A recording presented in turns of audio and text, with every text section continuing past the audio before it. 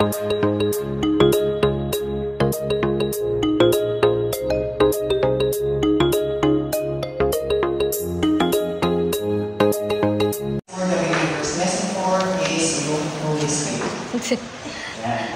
Yung pala na Spirit. No? So, actually, narinig ko ito sa isang pastor, sabi niya, yung Holy Spirit, no? He is the third person doon sa triune God. No? The Father, the Son, and the Holy Spirit. Hindi daw ibig sabihin na siya yung pangatlo, siya yung inalis. No. Sila po ay co-equal. No? Pantay-pantay din sila. Bakit siya third? Kasi siya lang naman po yung huling nabanggit. No? Siya lang naman yung huling nabanggit po sa Bible. Siya yung huling na-reveal. No? Kasi nung beginning, hindi naman siya binabanggit eh. Ang binabanggit lang, si Yahweh. No? Si God the Father. Siya yung binabanggit buong Old Testament. No? Pagdating ng New Testament, sino yung pangalawang person na binanggit? God the Son. Si Jesus. No? Si Jesus Christ. Siya po yung binanggit. No? And then, during the ministry of Jesus, Matthew, Mark, John, no? Binabanggit na, meron ng paliwanag, pero hindi pa talaga truly i-reveal Jesus kung sino yung iiwan niya. Diba sabi niya, ako pupunta sa akin na mga meron akong iiwan, sabi niya, na makakasama niyo. So during the ministry of Apostle Paul, sila po talaga yung naka-experience, no? Nung iniwan po ni Jesus ng mga disciples niya. Sila yung mga naka-experience talaga ng outpouring. Sabi nga, yung paborito sinasabi ni Pastor Joy, yung outpouring ng Holy Spirit dun sa Acts. No? So, siya po yung huling binanggit, siya po yung huling nireveal.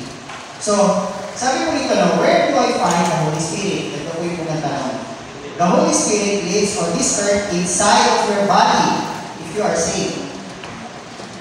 Kayo po ba iligtas na? Amen. Amen. Kayo po ba iligtas na? Amen. Sabi, yung banal na Espiritu ay nandito. Nasaan? Sa atin. Sa loob. No? Nasa loob ng katawan natin. Hindi siya gumagala, no? Hindi siya gumagala tapos nagpapagalaw ng pinto, nagpapagalaw ng bintana, nagpapagalaw ng kurtina. Hindi siya yun. No? Yung Holy Spirit ay nasa loob po ng aking katawan. No? Nananahan po siya sa aking pong puso. Sabi nito, He came in at the moment of salvation and took a permanent resident sa ating pong mga buhay. Sabi po sa may 1 Corinthians 6:19 and 20, sabi nito, no? And then, makikita rin po natin sa may John chapter 14 verse 17. Tingnan po natin mabilis yung 1 Corinthians. Tingnan po natin ha. 1 Corinthians 6. Tingnan niyo po ha. Sabi ni Apostle Paul, do you not know that your body is the temple of the Holy Spirit, who is in you, whom you have received from God? You are not your own. You were bought at a price, therefore, honor God with your bodies. No? Honor God with your bodies. I-worship mo ang Panginoon sa pamamagitan ng iyong katawan, sa pamamagitan ng pagmamahal sa iyong katawan. Tama? Kasi, kapag hindi ka alam kung katawan na ito, pinapakita mo rin yung pagmamahal mo sa Diyos. Tama? Tama po? No? Kaya huwag mo siyang lalagyan ng mga bagay na pwede makasama sa Kanya. No?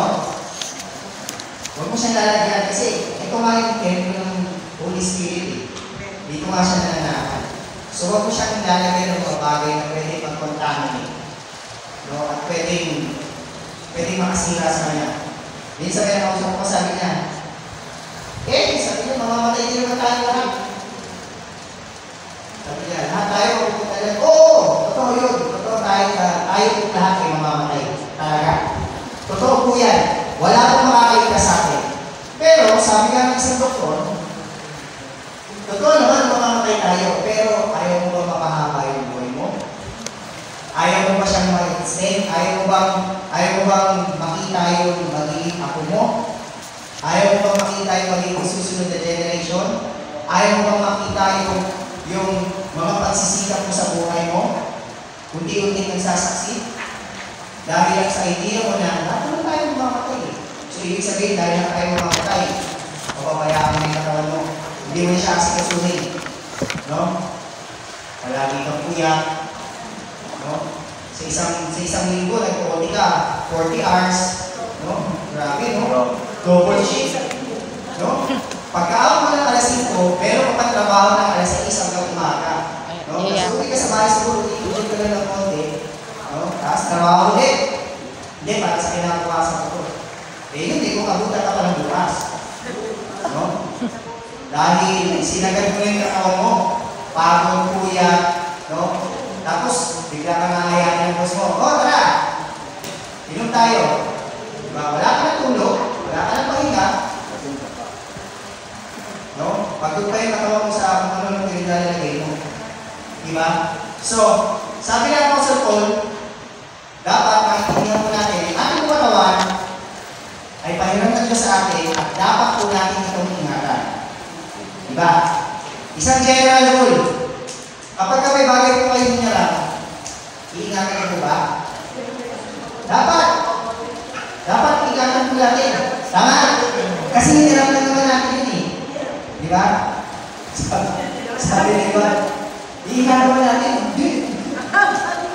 Dapat po natin ingatan kasi hinarap lang po natin at pinahirap sa atin. Diba? So, sabi ko po ito, what is the function of the Holy Spirit? Ano ito po yung function niya? The Holy Spirit convicts of sin. So may John 16:8 and 9. In the unsaved, He convicts of sin to bring them to salvation. Yan yung po yung dalawa. In the saved, He convicts of sin to keep them clean and show them how to live with Jesus. So dalawa po rin yung pinakita. Sa mga hindi pa doon nakakilala, hindi pa tumatanggap sa Panginoon, yung Holy Spirit, ino-convict sila para sila ay mailapit sa Panginoon. No? Mailapit sila sa Panginoon.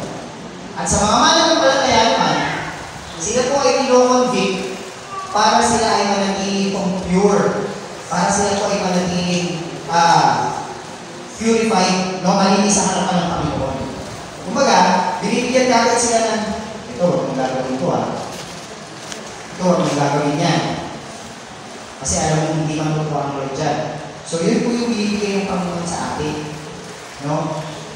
Samantala sa kanila, no, sa mga unsaved, sa mga hindi pa tumatakbo sa Panginoon, kinoconvict sila para sila ay makilapit sa Panginoon. No? Ibawa, may ginawa sila na hindi maganda. Merong babagabag sa kanila, merong gugulo sa puso nila na parang hindi nila maintindihan. At sasabihin, mali yung ginawa ko, dapat hindi ka. No? So, hindi, marirealize sila hanggang sa sila ay makilapit po sa Panginoon.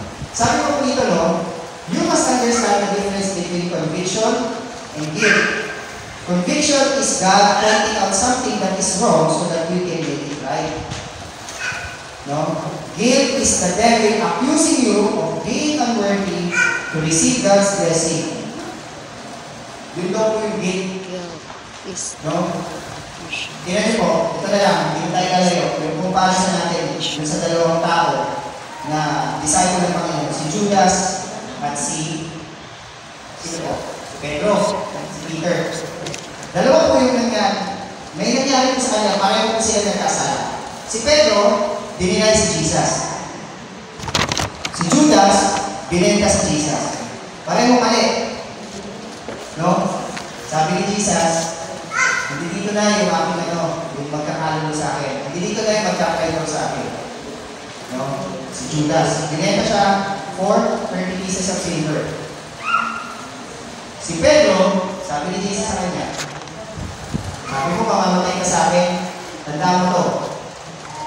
Pagkakilala ko ng kanyang matandong sa kanya, bago tatakwa ko ng 3 beses, bago kakilala ko naman.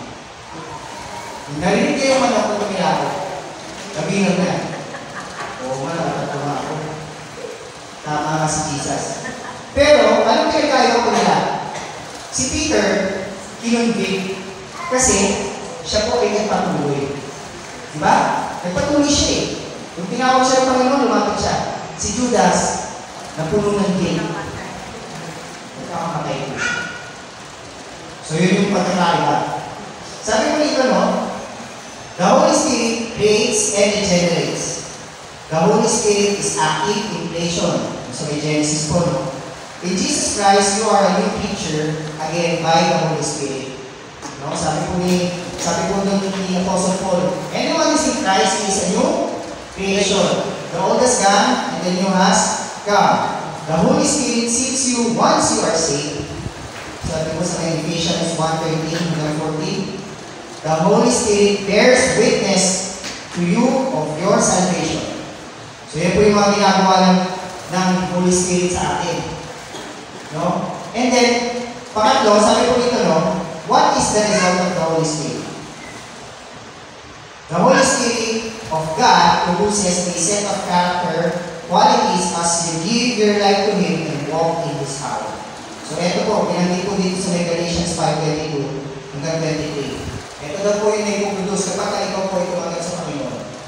You have love, meron kang joy, meron kang peace, long-suffering, gentleness, goodness, faith, meekness, and then temperance. No? Yung self-control. May mga tao nagsasabi, saan na ako lalapit sa Diyos kapag okay na ako? Sabi ng Pastor Bo, kaya nga ang Diyos nagpunta dito para iligtas tayo dahil hindi natin kaya ayusin yung sarili natin pare-pareho. No? No one can fix us except God. No? Sabi nila, hindi, saan ako lalapit kapag okay na ako? Hindi na ka magiging okay. Hanggat hindi ka lumalapit sa Diyos, hindi ka magiging okay. At itong mabagay na ito, hindi mo ito mapuproduce sa sarili mo lang. Yung totoong love, yung totoong joy, yung totoong peace, yung totoong long-suffering, gentleness, goodness, faith, meekness, and temperance, hindi mo ito mapuproduce trying to do it on your own. Magagawa mo na ito by the help of the Spirit of God. Doon mo lang siya magagawa. No? So, sabi dito, no, ganito mga common question. What is being filled with the Spirit? And how can I accomplish this? Comparing Ephesians 5:18 and 19 and then Colossians 3:16 shows that by getting into the Word of God and letting it dwell in your heart, you can produce the same result in your life as being filled with the Spirit. The more you are saturating your mind with the Word of God, the closer you relate